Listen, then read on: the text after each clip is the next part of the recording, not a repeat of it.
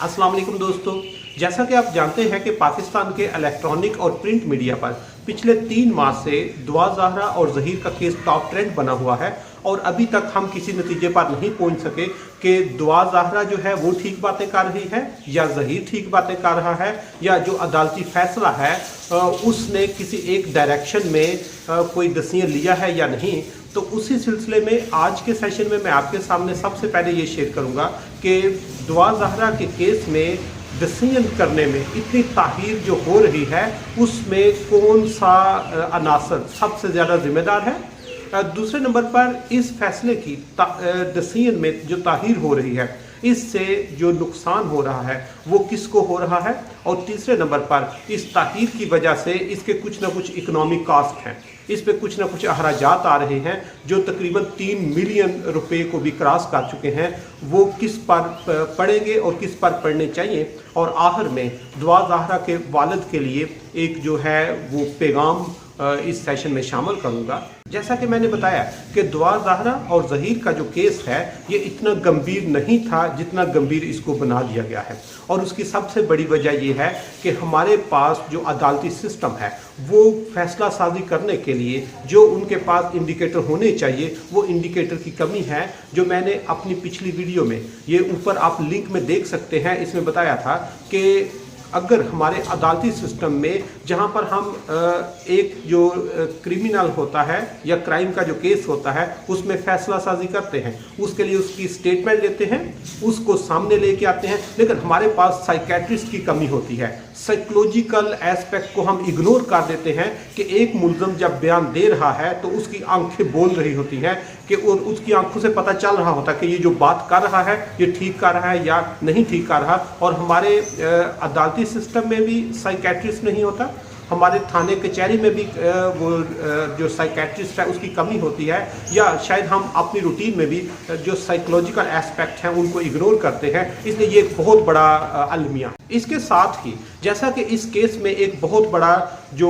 वो ब्रेक आया था वो इस वजह से था कि दुआ ज़हरा कह रही थी कि मेरी उम्र 18 साल है, जबकि उसका जो डॉक्यूमेंट्स है या उसके पेरेंट्स ने जो केस दायर किया था वो ये कहते थे कि ये इसकी उम्र 14 और 15 साल के दरमियान है, इससे ज़्यादा इसकी उम्र नहीं है। और इसी सिलसिले में आज से कुछ 2 माह पहले मैंने भी एक वीडियो लॉन्च की थी, उसका ये जो लिंक है ये मैं आपके साथ ये ऊपर शेयर कर रहा हूँ। इसमें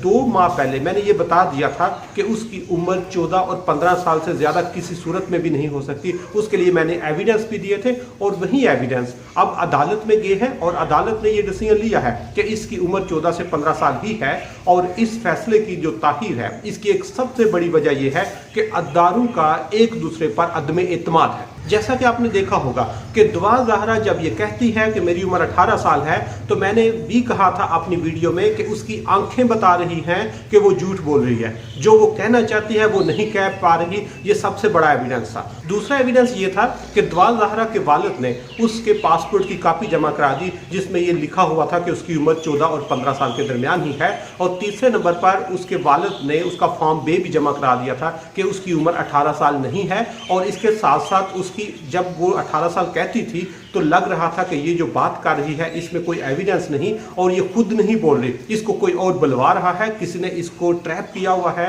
किसी ने इसको गाइड किया हुआ है, या किसी ने इसको हैप्नाटाइज किया हुआ है। और अगर हमारे अदालती सिस्टम में साइकेट्रिस्ट की फैसिलिटी होती तो यही डिसीजन जो हमने 2.5 माह के बाद दिया है कि ये माइनर है, ये 18 साल से या 16 साल से कम उम्र की है, इसलिए इसकी जितनी स्टेटमेंट है इसकी कोई वर्थ नहीं है। और अगर ये 2-2.5 माह पहले अदालत तस्लीम कर लेती तो इस फैसला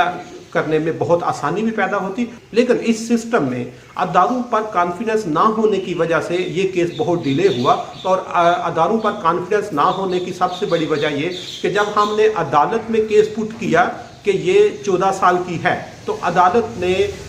जो नादरा का बना हुआ फॉर्म बे था उसको भी नहीं माना,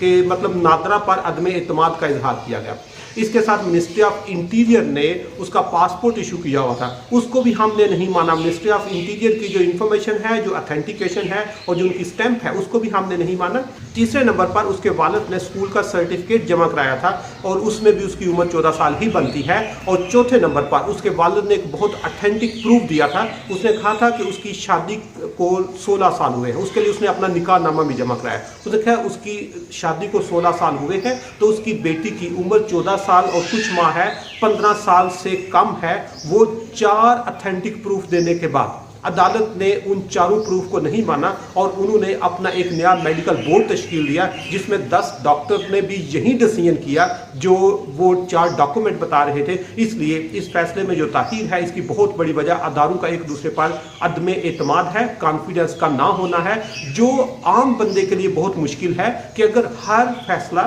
یا ہر ایک جو ڈیسیژن کرنا ہے اس میں ہم ایک دوسرے ادارے پر اعتماد نہیں کریں گے تو اس سے سب سے پہلے ٹائم کا ضیاع ہوگا۔ جس طرح یہ ایک ہفتے میں فیصلہ ہو سکتا تھا، لیکن ہم نے اس کے لیے کم از کم 10 ہفتے لگا دیے۔ دوسرے نمبر پر جب اس طرح کے فیصلوں میں تاخیر ہوتی ہے تو اس میں نقصان اٹھانے والے لوگوں کی تعداد کیونکہ زیادہ ہوتی ہے یا ڈسٹرب جو لوگ ہوتے ہیں وہ زیادہ ہوتے ہیں۔ جس طرح ہم دعا زہرا کے پیرنٹس یا اسی طرح باقی جو پیرنٹس درد دل رکھنے والے ہوتے ہیں، ان کے لیے اس کی ہر اگلے دن تکلیف بڑھتی جا رہی تھی۔ اور تیسرے نمبر پر جب اس طرح کے کیسز میں ڈیلے ہوتا ہے تو اس سے گورنمنٹ کے ایکسپینسز بڑھتے ہیں۔ جس طرح آپ لوگوں نے نیوز پیپر میں پڑھا ہوگا کہ اس کیس پر، دعا زہرا اور ظہیر کے کیس پر ابھی تک حکومت پنجاب اور حکومت سندھ کا جو ہے